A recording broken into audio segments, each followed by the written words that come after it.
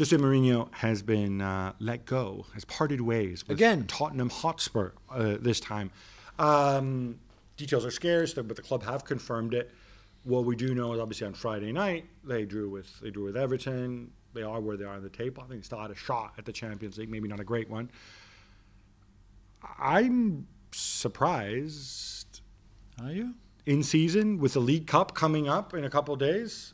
But surely you could you want to save yourself on the bonus in case he beats Man City? No, but you could see that it was just not working. I mean, without 2 mistakes by Everton defenders, they would have never drawn that game. And it's 2 Hurricanes goals again, but he saves them, and the mistakes by Everton saves them. But is that a reason to sack Jose Mourinho when you have paid him? You've tied yourself into this enormous contract with him. Yeah. His payout is going to be... And I said this at the time. I said at the time that it made no sense to hire Jose Mourinho because of where they were. Not because Jose Mourinho is a bad coach or whatever, but because of where they were. Yeah, you're right. And you were right.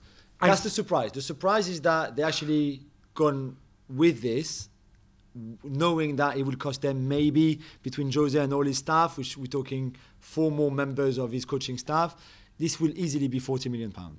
Right now, do they really have £40 million to spend? They must have really thought that the situation was so bad that they had to make this call, had to make this decision and suffer the blow of one having to replace him between now and the end of the season. I mean, we know that Ryan Mason, their former player who was coaching the youth team, is taking over and will take training and will, I guess, prepare for the final at the weekend and the Southampton game in between. Let's not forget that they also have a league game in midweek. But things must have been really, really bad, Gab, for them to make that call right now. Because, by the way, just before I let you talk, the whole narrative of why Jose Mourinho is because he's a winner. He's gonna win us things. Well, he had a chance to win things for the first time since he arrived at the club. And he won't even have that chance because he's been sacked before the final. What I find odd is that we've had periods when Jose was living up to his word.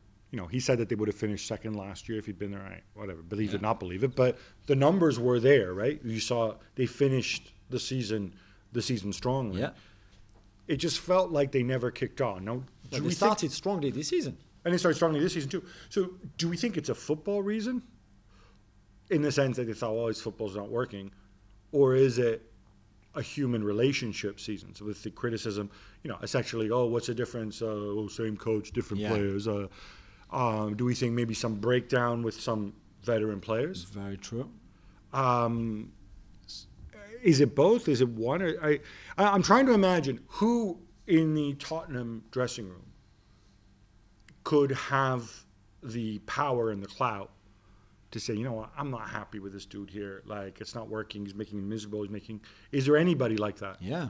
Harry Kane. But not just him, I think. I think there's a lot. And certainly, Gab, I think when he's pretty much the whole dressing room, that's where, as an owner and as a chairman, I'm not sure how much Joe Lewis is involved in this, but certainly you say, okay, if it's one guy who's not happy and you say, well, because he's not playing much. If it's another guy, you say, okay, because the style of football is not the greatest, but we're winning.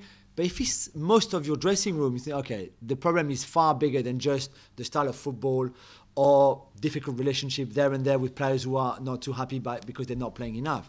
And the problem is most of that dressing room was not on board anymore with Jose Mourinho, with his message, with his methodology, with his tactics, and with the mindset that he was setting the players. This is a team that lost 18 or 20 points now from leading position. This is a team that was not playing well. This is a team that was hardly working, attacking transition and training.